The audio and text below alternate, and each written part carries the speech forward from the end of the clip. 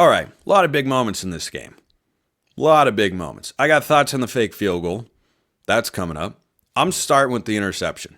This was the moment for Oregon to establish a lead, force Wisconsin to be unbalanced on offense and get away from the run game a little bit. I thought Oregon's run defense was overall pretty good in this game anyway. I thought Oregon's defense was good in this game anyway. You go on the road, you hold a team to 13 points and a game-sealing interception. Yeah, I'm going to take that from the defense every day of the week and twice on Sunday because you hold a team to 13 points. Yeah, you should win the football game every time. No questions about it. But Oregon goes down. Their first drive gets field goal. Okay. It was 4th and 6. I'm glad they kicked the field goal. Take points early on the road. See how important that is? I think that's Dan Lanning learning his lesson from the past. But then they go down the field, and it's 1st and goal. And they do this wild shift just so that they can run mesh wheel. And offensive coordinators are essentially doing 27 different varieties of window dressing every single week to run mesh wheel in red zone and short to medium yardage situations. That's widespread in college football, in the NFL as well, but especially in college football because it's a concept that a quarterback understands, it's a tough play to defend, and they just give it a bunch of different looks.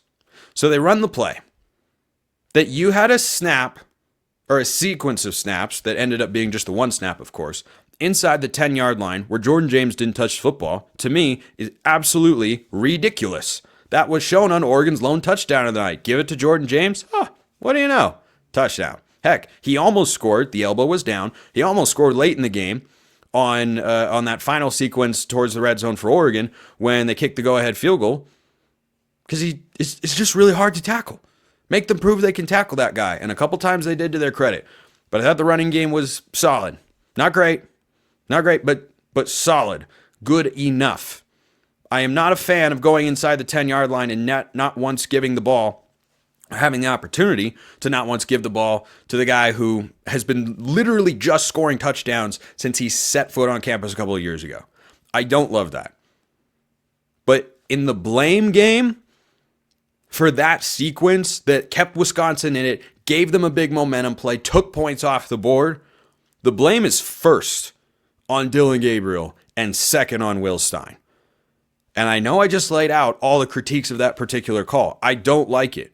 At the same time, here's where you got to be in Will Stein's corner in that particular moment. He calls the play. Justice Lowe is wide open. And if Gabriel puts it on him, that's probably a touchdown, if not 2nd and goal at the 2. And then I would hope they give it to Jordan James. That's a terrible throw. That's not a bad throw. That's a horrifically bad throw. One of the worst Dillon Gabriel's made this year. And he's had some stinkers. They tend to come inside the 10-yard line, and I'm just so thrilled that we're back to being able to be nervous about Dillon Gabriel making a play inside the 10 that'll give the ball to the other team. But Oregon's red zone offense wasn't sharp. And like I said, I don't like throwing it on 1st down. If you run it on 1st and you get stuffed, I'm fine throwing it on 2nd, 3rd, 4th if you go for it, fine. That's fine. But you got to give that guy an opportunity to show that the offensive line has got a little bit of push and that he can move forward. But Justice Lowe's open, and that's just a terrible throw. You can attribute that to whatever you want. Dillon Gabriel has not been in rhythm the last couple of weeks. Is that Tez Johnson? Boy, it certainly feels like it. I'm going to talk about that more next week on the show. So again, didn't like the play call, but he schemes a guy open. All that stuff, yeah, I think Will Stein has had moments where maybe he gets a little too cute in the red zone, but on that one, kind of hard to argue. You got a wide open guy in a drag. He's 3 yards in front of the line of scrimmage. Put the ball in his numbers, let him run into the pylon. Jordan James probably gets across, throws a block, and leads him in. So that was the first point I want to talk about. Second thing, the fake field goal. No problem. When I'm watching an Oregon game, I imagine many of you have this as well. A certain play call or a decision can leave this feeling in my chest or my stomach of like, don't like it. And sometimes it works out and sometimes it doesn't. When they started faking that field goal, I had no reaction. Like I was a little surprised. I was like, oh, they're faking it. But in no world did I look at that and go, what are you doing? This is more foolish Dan Lanning stuff. Nope. I got no problem. First of all, you came up 1 yard short.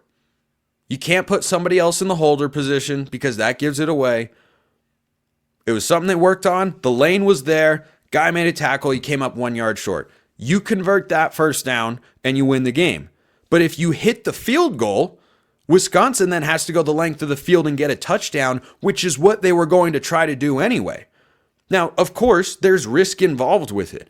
But was I comfortable with Lanning taking that risk? I'm not just saying this because Oregon ended up getting a game-sealing interception. I got the text messages and the timestamps to prove it, if you don't believe me. But I hope at this point that you trust me when I say something like that here on the show, at least those of you that have been with me for a while. I had no problem whatsoever pulling that out because I wasn't even thinking about it. I don't know that Wisconsin was thinking about it. They reacted in the moment. There was a lane. Guy just made a good play and you come up 1 yard short. You get one further yard, and that's the greatest Ducks versus them moment in the history of those recaps. And this one, it'll be interesting. It'll be interesting as it always is. But in that situation, when failing on the fake field goal, it's not like they were trying to throw it where you have the risk of the ball being run back the other way, which, by the way, you kick a field goal, there's always a risk the other team blocks it and runs it back for a touchdown. Now, the field goal unit had been really good all game long, but that risk is always present. Every decision you make has some sort of calculated risk, and you can't just like it when it works out. And I liked that call. I liked it because I wasn't thinking about it. I don't know if Wisconsin was. It almost won in the game. And then when it doesn't succeed, Wisconsin is still inside their own 20-yard line, having to go the length of the field. Yes, they only needed a field goal to tie the game. But guess what? I don't think Dan Lanning makes that call 2 years ago. Does he make it last year? Maybe. But this year, I think he trusts his defense. And he should have. How could you watch that game and not trust Oregon's defense? I've talked at times this year when people have asked, is this an offensive team or a defensive team? I think 60-40, this defensive-led team. Heck, after this game, it might be morphing into a fully Big Ten squad. 70% defense. That game felt like it was 90% defense, 8% special teams, and 2% offense. Like the milk that I've enjoyed my whole life and is easily the best one, by the way. 1% whole milk, not that they taste that different, but 2% obviously the best. So I think that was a gutsy play call. It didn't work out, but I think in that situation, now, if you'd been closer to the 30 or 40 yard line, no, you kick the field goal. You kick the field goal. But down at the 21, where even if you get tackled in the backfield, they're not even at their own 20, or they'd be around their own 30-yard line. You still got to have faith in the defense. And Dan Lanning did. I think he was justified in doing so. And by the way, it did work out. Because Jamari Caldwell, I think that was his best game as a Duck. Mateo, maybe his best game as a Duck. I'll have to go and rewatch and get final thoughts on that for individual standouts next week. But I thought that defensive line, they won the football game. They stepped up when they mattered most. Last play I wanted to talk about, 4th and 9, T-Ferg, man. Remember last year when there was a question, understandably, about whether Terrence Ferguson would go to the NFL? If Terrence Ferguson is not on the field for that game, I think Oregon loses. And look, a Vegas point spread will never tell you a tight end can be that singularly important. But you and I understand. You and I understand, yeah, T-Ferg's one of the guys that you had to have to win that football game. Like off the top of my head, players that Oregon would have lost that game if they hadn't been there. Mateo, T-Ferg. Those might have been the only two guys. But everybody, there were other guys that had good moments, to be sure. Let me know what plays stood out to you if you want me to break down or talk about them. But yeah, that was a whirlwind. An absolute whirlwind. Like I said earlier, being a fan is so stupid. You have no control over something you're so emotionally invested in. But hey, when it works out, boom! Oregon's 11-0.